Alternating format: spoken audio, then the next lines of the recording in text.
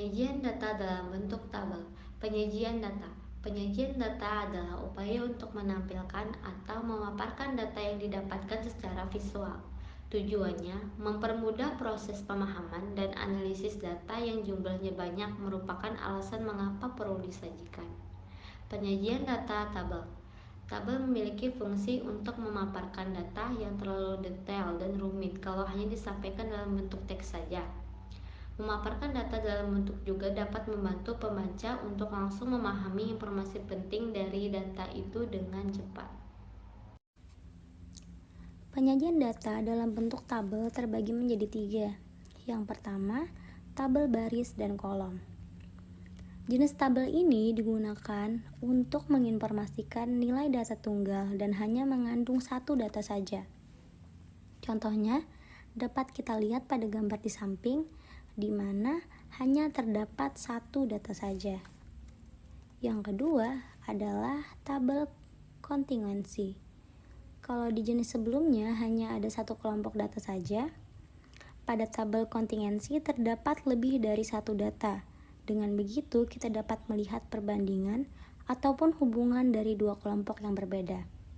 Dapat kita lihat pada gambar di samping, di mana terdapat dua data, yaitu tinggi siswa perempuan dan juga tinggi siswa laki-laki.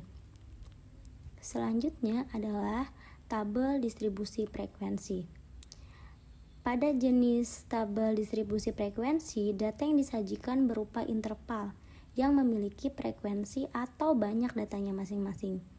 Dapat kita lihat pada gambar di samping, di mana terdapat interval tinggi antara 165 cm sampai dengan 160 cm dengan frekuensi atau banyak datanya adalah 5. Selanjutnya, kita akan membahas contoh soal. Pada contoh soal yang pertama ini, kita menggunakan tabel baris kolom. Contohnya yang pertama, penjualan roti ibu seminggu ini adalah di hari Senin banyak roti yang terjual adalah 100, hari Selasa 150, hari Rabu 100, hari Kamis 80, hari Jumat 120, hari Sabtu 150, dan hari Minggu 200. Sajikan data di atas menggunakan tabel baris kolom. Jadi, di sini kita menyediakan dua kolom, yaitu untuk hari dan hasil penjualan di hari itu.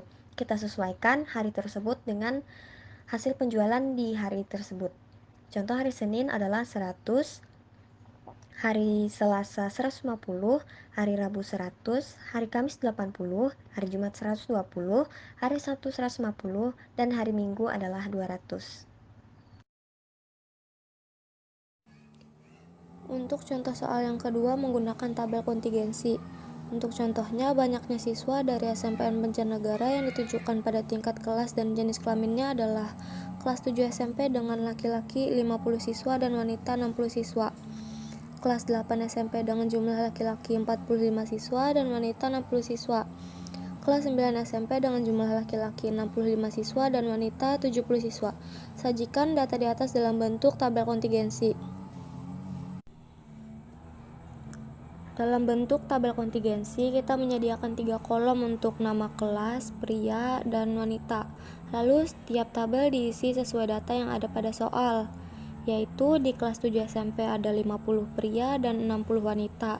Di kelas 8 SMP ada 45 pria dan 60 wanita. Di kelas 9 SMP ada 65 pria dan 70 wanita. Nah, kembali lagi kita di contoh soal terakhir. Jika diketahui data nilai ulangan harian 15 siswa adalah 90, 80, 80, 85, 70, 75, 90, 65, 80, 70, 85, 85, 75, 90, 90, 70. Nah, itu adalah kolom yang merupakan nilai ulangan harian 15 siswa yang tadi. Nah, pembahasannya adalah yang mendapatkan nilai dari 15 siswa itu ada beberapa orang.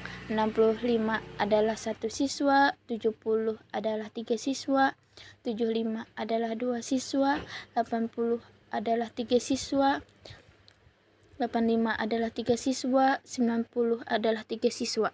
Bisa dilihat data dari samping. Itu ada daftar distribusi frekuensi. Ada nilai ulangan harian dan frekuensinya adalah 15 siswa. 61 sampai 70 itu nilai. 71 sampai 80 itu nilai siswa. 81 sampai 90 itu nilai siswa juga.